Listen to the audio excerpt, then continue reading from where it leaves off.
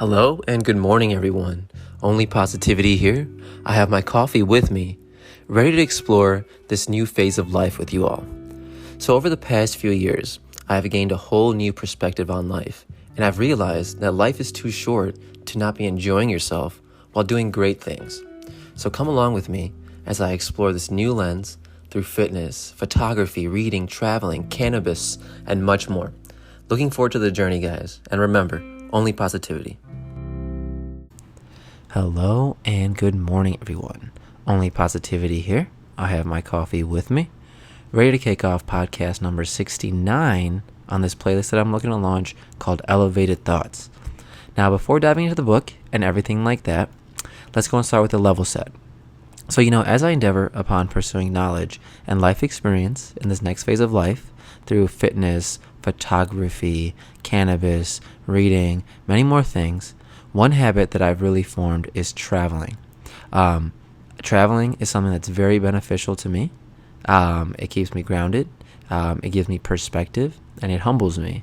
So this podcast essentially goes through some of my travels as of late, some of the lessons learned, and some of the good times that I've been having with the people that I love in life. So, for these, like I said, the whole podcast is a story. So I'm just going to go ahead and jump right into it.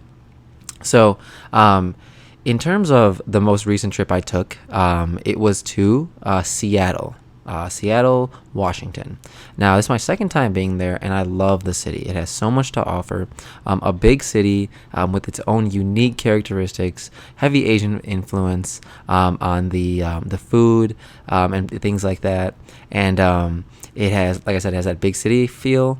It has Pike's Place, which is a nice port pier, if you will. It's got the seafood there, and it also has great views, right? Great landscapes. Mount Rainier, things of that sort. So a wonderful all-around city that I suggest that anyone go visit. And feel free to reach out with any questions you might have, any suggestions on things. I'm going to link everything in the description here that I did. And essentially, let's just go and hop into it. So I personally use this as one of my bachelor parties, right? So last year I was supposed to go to England and Amsterdam for my bachelor party, but with COVID that all got canceled. We were going to go see a Chelsea game, and then go hang out in Amsterdam for a little bit too. So I didn't plan anything, I didn't plan anything for this year. But, all my boys stepped up and, they, without even asking or anything like that, they put together something for me. And one group of my friends actually put together a Seattle trip. We were discussing places to go. We want to get out in nature, want to go somewhere that we could, easily get cannabis, but also maybe stay in the city. So Colorado came up. Oregon, I just came back from there, so that was kind of off the table. I'm going there again later with my brother, and so we were just deciding, and just landed on Seattle. A couple of my buddies hadn't been there, so four of us were like, "Yo, let's do this." So in April, early May, we decided that we booked the flights. One of my buddies lives out in Minnesota. He actually met us up there. So three of us from here, one of them from Minnesota. We all met up in Seattle, which was great. So we did a Wednesday through a Sunday trip, and I took off Monday because I will say that is a must do when you're coming back on a Sunday. If it's not really early, you need that day to just recuperate. So anyway, we'll just start with day one, right? So that was Wednesday. So Wednesday, I actually worked that day, right? So I got up early and I was like, yo, I got to attack the day, right? I got to get things done because the guys are going to come over at 2:00 and I want to get my workout in. I want to get all my nutrition in, my reading, all that stuff. I want to get that done before they get there so I can just start the bullshit, get it moving, right? Got my steps in, got my pull-ups, my push-ups, my squats in. I did my workouts. Like I said, I read. So I felt good, right? And I starting off the weekend on a positive note, right? So in any case, what I did was I picked up Potbellies for the guys, right? When people come over, I generally like to host them. So I picked up Potbellies, which was weird though. I was the only one in there wearing a mask. And I felt like the weird one, right? With the mandates over now and everything like that. People are going back to normal and things like that, which is great. So in any case, I pick up Potbellies, come back. shower up after my workout, get ready for them to come over. Now, as you guys know, what I've been doing on these flights is taking that 100 milligram syrup that I generally get from Sunnyside out here in Schaumburg, and I had that lined up with a sparkling ice, sparkling water. Was ready to just have a good time on the flight, chill out, do all that. So in any case, the guys come over, me, my girl, we're all chilling with the guys, doing the thing. We have a drink, line up some Gentleman Jack before we go. And then we head over to the car, we'll roll one joint for the way there. And we just, toked it up before the Uber driver got here. Now, always, right? Always, the Uber drive is a trip. You know what I'm saying? So, it's this younger guy. He's like, he's some kind of like, he's a white dude, right? But he's like, either he's like Ukrainian, Czechoslovakian. He's one of those European types from his accent. I don't exactly know. So he's a really nice guy. Actually, the day he had picked us up was his 14-year anniversary from coming to America from the country that he came from. And the reason I'm not sharing it yet because he came from Kazakhstan, right? Now, as soon as he said that, I looked around right away at the two of the other guys of mine that were in the car, right? And I'm like, man, who is gonna make the first Borat joke, dude? And to our credit, I was really proud of us because we did not make a single Borat joke the whole time until we got out and he was no longer in our presence. But he was super excited, right? He was telling us, all the things that he does. He lives down in Chicago. The things he likes to do, the things his immigrant perspective, right? One thing that he really said was, so we were talking about the food he likes, right? And he really likes Russian food. He grew up in Russia. As well. So I was like, what's Russian food? And he's just like, it's a lot of meat and rice and things of that sort. So in any case, he's like, dude, everything in America is tacos. And for some reason it resonated really, really well, right? And I was like, dude, you're right, man. Everything here kind of is tacos. There's a lot of tacos everywhere, and he was just like kind of dumbfounded by the number of taco joints. And if I'm being honest, tacos are easy, right? Tortilla, a little bit of vegetables, meat, pico maybe, it's all good. So it was funny the way he described that. So in any case, got to the airport. We're flying Delta. Delta's great because you can get the carry-on and a personal item, and I'm not trying to get hard stop like I did at United when we were going to Oregon, right? So what I'll say is Delta is nice. I've never flown Delta before. Nice aircraft, good experience. Me and my buddies got to sit next to each other. There's 3 of us. We all sat next to each other, so it was dope, right? So by that time, the edibles were kicking in. I closed my eyes, put on a nice playlist, and then for like 2.5-3 hours, I was good. Like that last hour, I was up, just watching some stuff, finishing up that Bo Burnham special on Netflix. Go ahead and check that shit out. It's pretty funny. Not everyone's flavor of humor, but at least worth a shot, right? Excuse me. So we landed at the airport at the Seattle airport, which is a really nice airport, a very walkable airport, very intuitive airport, right? We get outside and the weather is beautiful, right? The whole weekend we had 90-degree weather, which is perfect, right? Seattle residents aren't used to that, but here in Chicago we sometimes get hot weather like that in the summer, so I was totally fine with it. It was hot, all good. So our buddy picks us up in a brand new Ford Escape that he rented, which was actually really nice, right? It's an SUV. We're going to be going up to the mountains and stuff like that, driving around. And we had a nice little SUV. It had that new car smell. The display is all digital out. It was actually a really nice car, like from an Indian perspective, we don't generally drive Fords, but they've been kind of stepping up their game. So I'll give them that. So then right away, what we're going to do? We're going to head over to a dispensary, right? So we go to Uncle Ike's dispensary, and I've been there before, right? And what's really cool about that is Uncle Ike, whoever that guy is, he owns he's branded a few other things, right? There's like a bottle shop, a few other things on the block that are Uncle Ike's. So, he's been expanding, which is really good. Now, one thing I will say about that experience was, so when I got in there, normally someone from a dispensary is like this geeky dude who's all about like, telling you, like all the different things that are there. What are you looking for? You're looking for a sativa, a hybrid, indica. And I went in there kind of aimlessly, right? I'm like, dude, I know I want some flour and I want to get like one of those drinks, 100 milligram drinks for the way home. But I'm not exactly sure what to get flour wise, right? So he's kind of like, wait, just like not connecting the dots for me. So it was just a standard experience. It wasn't a bad experience. Picked up some flour, a couple edibles. We're out of there, right? So the next thing we do is we head over to the Airbnb, and we're staying out in Capitol Hill. Capitol Hill is a place that I would recommend anyone stay when they're in Seattle. It's an area for young people. There's a lot of good bars and restaurants and food around there. It's a very walkable area. So yeah, go ahead and stay out into Capitol Hill for the duration of your trip if you must. It's a really, really good spot. So we head over there. We have a nice loft, right? It's like a 1-bedroom, but it has like 3 beds in there, and a few pull-out couches. So there was plenty of space for us to kind of spread out, right? So it had its own balcony, beautiful weather, modern space. So it was great. The guys let me crash on the bed because it was my bachelor party, and I was like, thank you guys. So good vibes. We picked up some Trulies, a few drinks. We were just kicking it, rolling up, doing our thing. So yeah, I was really, really happy with the stays.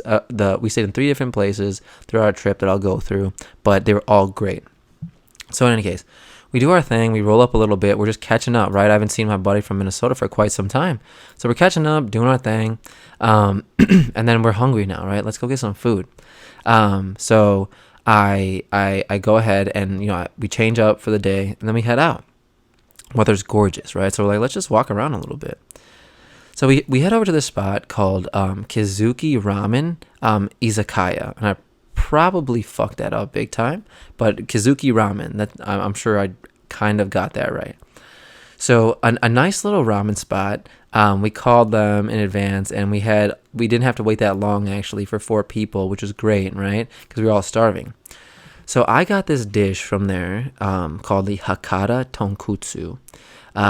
We also got some gyozas and some sake. So it was really good. Sake is generally not my thing, but when I'm on vacation, bachelor party type stuff, I'm doing that.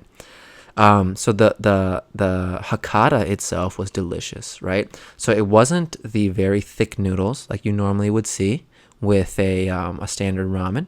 More thin noodles. Had a very mushroomy flavor, which I really love. Had shiitake mushrooms in there as well, and pork slices as well as pork broth, and all of that was exactly what I wanted, right? So it hit the spot. It cleared out my sinuses as well, and that's another benefit of eating ramen, is that it'll clear you up real nice, and it's filling, right? It's a warm, hot soup, and it's very satisfying. So all in all, I would give them 5 stars. I rated them on Google. Let's go. So yeah, highly recommend anyone go there for some nice ramen in Seattle. So then after that, we walk around a bit. Like I said, we go to the store, grab some supplies, a few snacks, Trulies and all that stuff, do all that. And then we head back to the Airbnb and just wind down, right? We're just kicking it. We want to catch up. It's our first night there.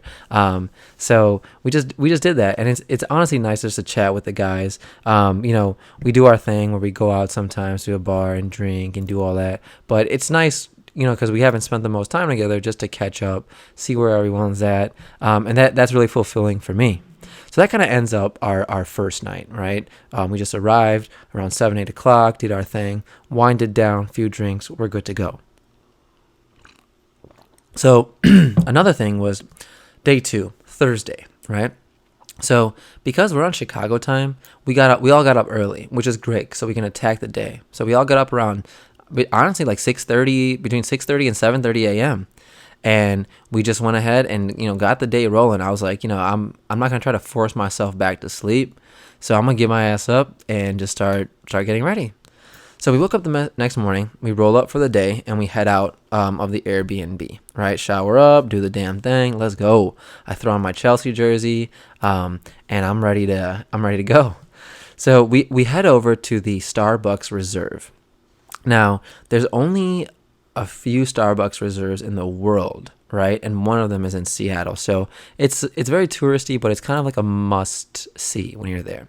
I've been to it before, but I'm way more of a coffee fan than I am now. I'm way more of a coffee fan now than I was when I went back in 2016. Sorry, my bad. So anyway, we were headed to this place called Biscuit Bitch afterwards, which we never made it to. But we're smoking a little bit, we're doing our thing, so we're all a little forgetful. So I roll up to the Starbucks Reserve, and I see this hazelnut caffeinado, right? A hot coffee that's not really on the menu at a normal Starbucks. And if I'm being honest, I don't really like Starbucks coffee that much. Their specialty drinks are good, but that's obviously a specialty drink. So I got this hazelnut caffeinado, which was delicious, and then I got a smoked salmon and cream cheese brioche like sandwich. It was like a little sandwich, but it was so delicious, right? The salmon was fresh. The cream cheese had a little bit of kick to it. The brioche was toasted and warm and flaky, and it chewed so well, and it was just the most satisfying thing in the morning. I generally am not a breakfast person, but when I'm on vacation and if we're gonna be drinking or whatever have you, if we're having a day out of activities, I want to eat, right? So in any case, delicious. If they have it on the menu and you happen to be there, I would highly recommend you get that. And if I'm being honest, that the whole ambiance in that place is awesome, right? They have this little it's like a ticker tape sign, not a ticker tape sign. I don't know. It's like a sign, right? And it has these little flaps that it looks a little old school, but it's like a modern thing, right? So the time changes and things like that. And it's very manual, but it has this very modern esque vibe to it. So in any case, after that, we head over to Pike Place. I'm just going to walk around. Now, it's still early morning here, right? So what was great about it is when we got to Pike Place, it was a Thursday morning, and it was not that crowded, which is awesome. So we got to walk around. We got to just see the flowers and the fresh fish and the markets and stuff. It's such a beautiful place to walk around. One thing I will let everyone know is that things don't really open there until 10 a.m. So for me, that meant there wasn't a bathroom open until 10 a.m. And with COVID and the homeless issue there, they generally don't let you use their bathrooms, right? So be prepared to hold it or find a corner or, what have you. But 10 a.m. is when things open up, right? And I many times contemplated, like, dude, should I just, take this LP in my pants? We'll go back and change up. But, didn't do that. So, proud of myself. So in any case, at that point, the guys, they weren't hungry. I mean, they were hungry because they didn't get the sandwich like your boys did at the Starbucks Reserve because we were all planning to go to Biscuit Bitch, right? So we slide over to Biscuit Bitch, and that place has like a 2-hour wait. So we're like, all right, fuck that. We'll just go somewhere else. We'll wait till things open at 10 a.m. So they're hungry. I'm good. We're walking. But we head over to this place. Finally, it hits 10 o'clock. We head over to this place called Soundview Cafe. And that place, for some reason or other, made me feel like I was in a Sopranos episode, right? It's a nice little diner. It overlooks the pier, some beautiful views of the peninsula and the Ferris wheel, and some great food, right? It's like a mom and pop vibe. So we stopped at this cafe. I got a breakfast sandwich, which is like eggs, a little bit of meat, condiments, a few greens on like sourdough bread. It's toasted, it's freshly made, you can taste the freshness, and then I got a tequila sunrise. Now apparently it's a common cocktail, but it's like tequila, orange juice, and a little bit of grenadine. Awesome, really, really good. So I got those two things. One of my buddies got like a coffee cocktail, which seemed really good as well. And then all the while we were buying our tickets to the Space Needle and the Glass Museum, which is I think it's Chihuly Glass Museum. And those are a couple other must-sees when you're there if you haven't done it already. Like I've been to the Space Needle, but I hadn't gone to the Glass Museum.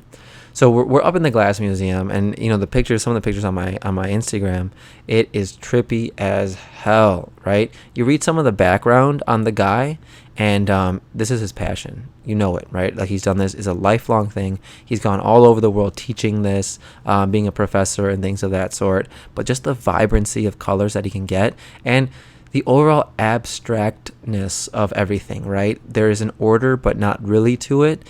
Is just some of the most talented work I've ever seen in my life. So highly recommend it. It's not a big exhibit, but it's really, really fun. And it's right next to the Space Needle, so might as well check that out while you're there too. So we go on up to the Space Needle, right? And I'm afraid of heights, so I was like, I get a little weird up there. But we got a glass of wine out there. It's so nice. The views are perfect. Chilling with your best friends up there. There's something really euphoric about that, right? You're just kicking it. Amazing views. Little turn. And I'm having the time of my life there. It's beautiful weather, not raining. And then you find out some of the history, right? The Space Needle was built when all that space age, space exploration stuff was going, kind of like the Jetsons, right? So it's meant to look like that. Seattle was supposed to be this like space looking town, right? Which is very interesting, because you never think about that. You're all like, why is the Space Needle a thing? What's its significance to the city of Seattle, right? So in any case, it's just kind of crazy how someone can think of that concept and then make it come to life. And I think it only took like 9 months or 6 months to build, right? Which is another extraordinary human feat right there. So in any case, I got a few good panoramas up there that I'm gonna maybe frame one day and things of that sort. So one good thing that I'll always recommend now when people go places is to read the history. It makes it come to life a little bit more, and it makes it all that much more worthwhile. You can think back, reflect. What was somebody who was building the Space Needle? What was their life like, right? Getting to the top, eating lunch, like in an exposed area, like hundreds and hundreds of feet up, right? So in any case, don't want to get down too windy of a path there, right? So after the Space Needle, we were headed out to the mountains, right? So we're going to do 2 nights up in Mount Rainier National Park.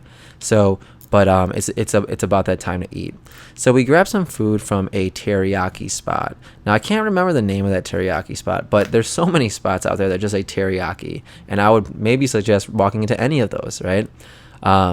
There's something about the pairing of like teriyaki flavored meat and just like white Asian sticky rice that hits the spot every single time. So on vacation, I eat beef a lot because I don't eat that really when I'm not on vacation, because it's not the healthiest of meats, right? So in any case, I got this beef teriyaki with this white sticky rice, and it was cooked to perfection. So I was really happy about that meal. I was getting all the food I want. I was really satisfied by the end of the trip with the type of food and the quantity of food I ate. It was a lot of food, but not too much, right? I didn't feel like complete shit from the weekend. It was very recharging. So in any case, go to the teriyaki spot. We just pull over in a park and we eat it outside, right? It's hot. It's a nice day out. There's a little breeze coming through. So why stay inside, right? Let's go outside and eat. So in any case, we finished that up, right? And we're off on a 2-hour drive up to Mount Rainier Park. Now, as we leave the city, so when you're up in the city, you can see Mount Rainier in the back, but it doesn't do justice to how colossal Mount Rainier actually is. So as we're getting out of the city, right, you start to see these majestic views, right? And that's why I never get tired of the West Coast, is because there's so much to offer, right? We spent 2 days out in Mount Rainier Park, but I felt like we could have spent a couple of weeks out there and still not explored everything that park had to offer, right? So after a couple of hours, we're in the town that we're going to be staying in for the next 2 nights. It's called Packwood. Now, there's like one gas station in the area. It's a very minimal town, right? Very like camping like town. And there's one gas station in the area. So we stopped there for some rations. And beforehand we stopped at Trader Joe's and got a bunch of groceries, right? It was some real family type shit. Like we picked up like burgers, buns, chips, salsa, cheese, everything we would need to cook at home for a couple of days because we weren't really going to go out and eat it or anything like that. So we finally get to the Airbnb after a couple hours, and it's this quaint, modern cabin, like just in this little niche, right? Kind of away from everything. From outside it's very simple, but you walk inside, it's pretty modern. It's got an open floor plan, 2 big bedrooms, a nice bathroom.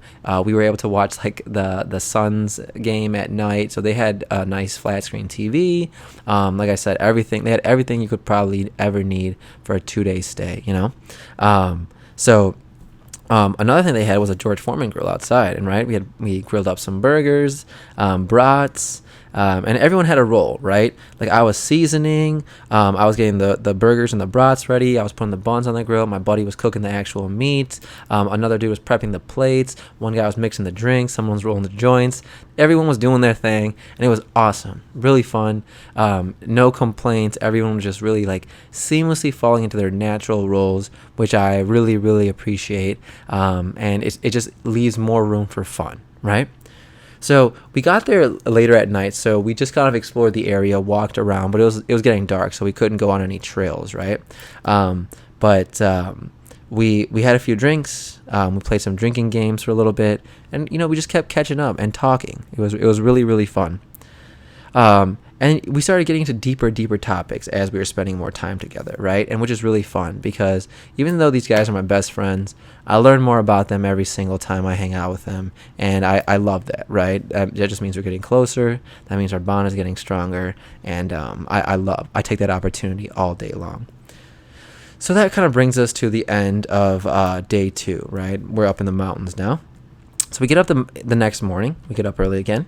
And we start rolling up, right?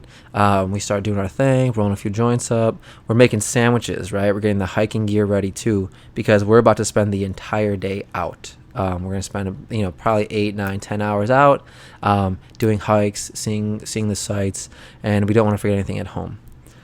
So we get out, we stop at that one gas station, and drive about 30 minutes to the top of the mountain. It's a little bit more than that, probably closer to 45 minutes to an hour, and we're making stops along the way, right? So we get up there, and we run into one of the officials, right? We're just trying to actually hike a little bit on Mount Rainier, and we get up there, and one of the park rangers tells us that the snow hasn't melted enough, so we can't go. And we're like, fuck. So we all got ready. We all got out of the car, and we were like, let's go. We're gonna do this. We're gonna push ourselves on this trail. And then we just got stopped. But he said there's another trail that's gonna give you the best view of Mount Rainier, and I highly recommend you go to that one. So I said, perfect. What's the name of that trail? And it's called the Trail of Shadows, which is kind of Voldemort-ish or Harry Potter shit going on.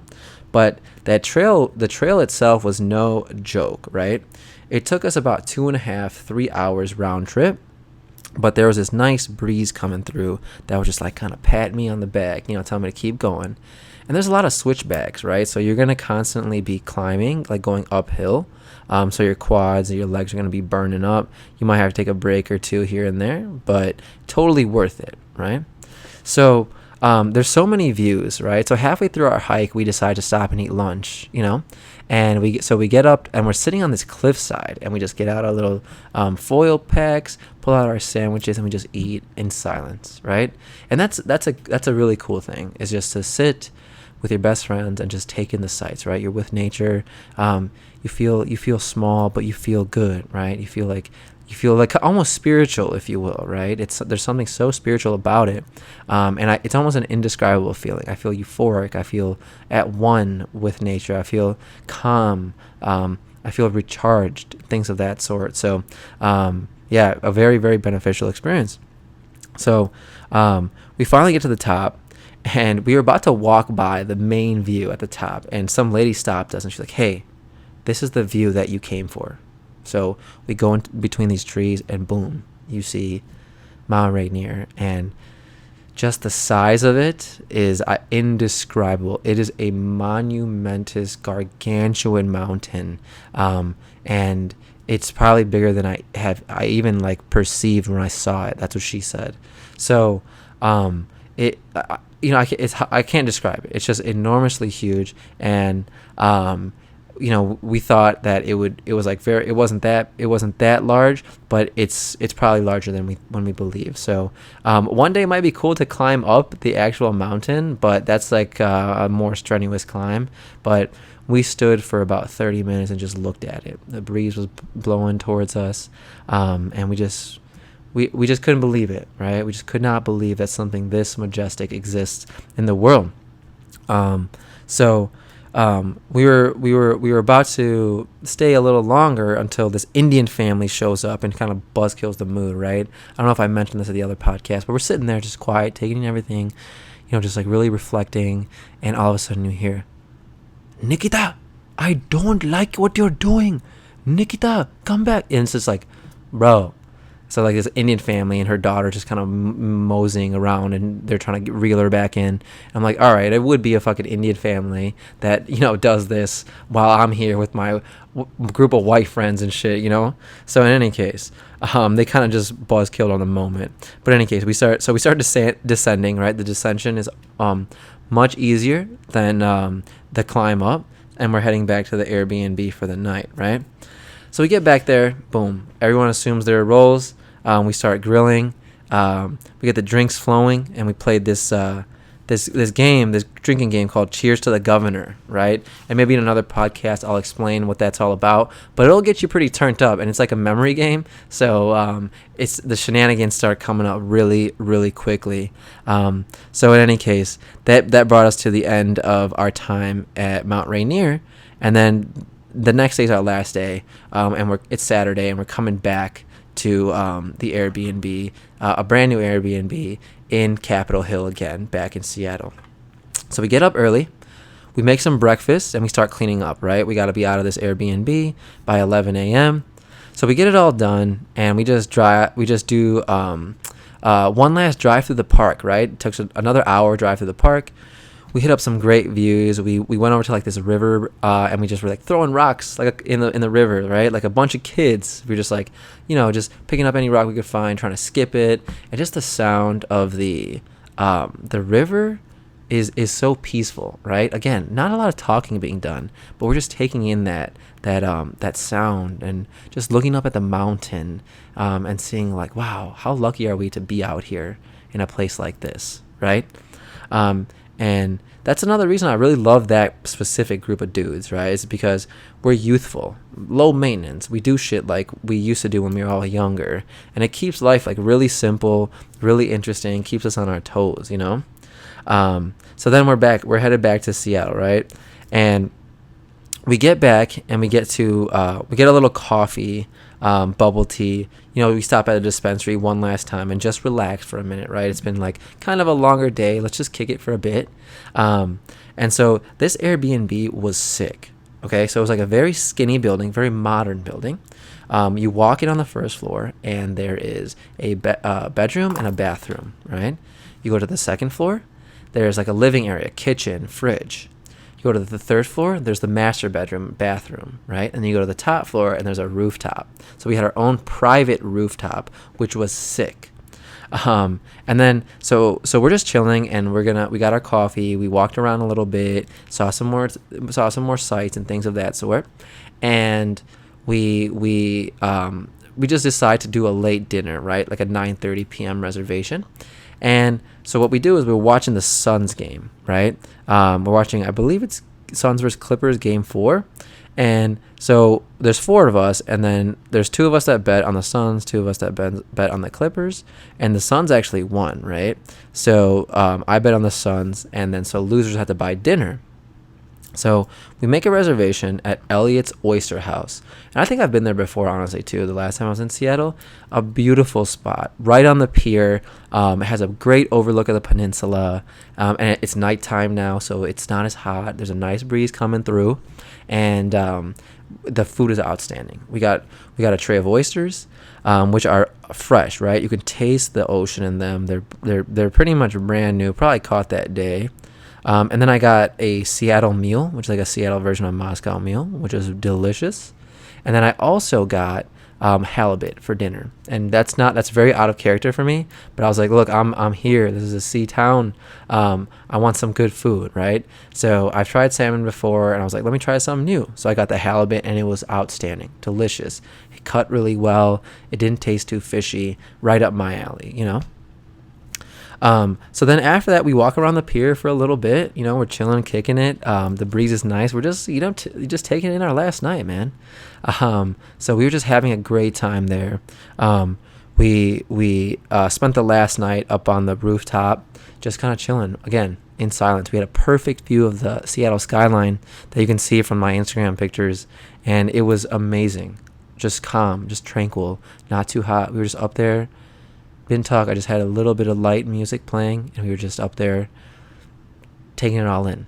It was gorgeous, like indescribable. So then, yeah, I spent a lot of time reflecting. Just we don't always gotta talk too much, but I'm with my guys, I'm with my best friends, and that's all I need to do, right? So the last day, we're heading out. All right, we wind down the night. Pop back a few Trulies, watch a little Netflix, and just wind down. So we wake up, we clean up a little bit, I shower, and we're prepping to head out.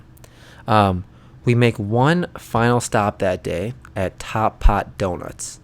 Now, I'm going to go ahead and recommend this to anyone that's out there as well, right?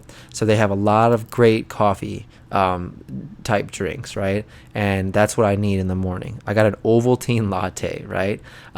That's like, it tastes like chocolate milk and coffee, so right up my alley. I got a Bavarian cream donut and a toasted maple donut.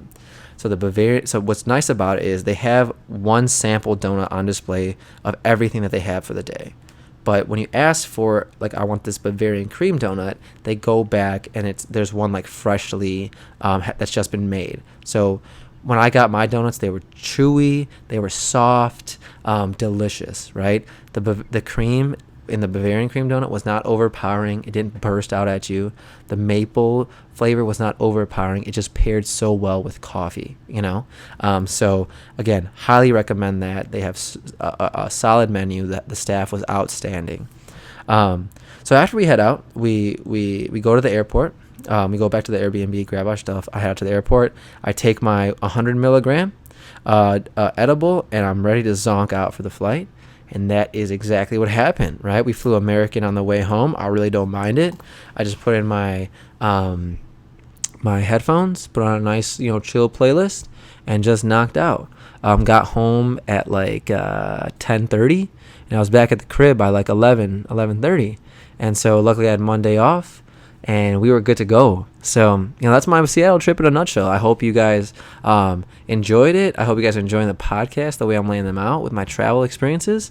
Feel free to leave me any feedback. If anyone wants a podcast with me, I have my contact information in the description. And I hope you guys are enjoying. OnlyPositivity, guys. Take care. Bye-bye.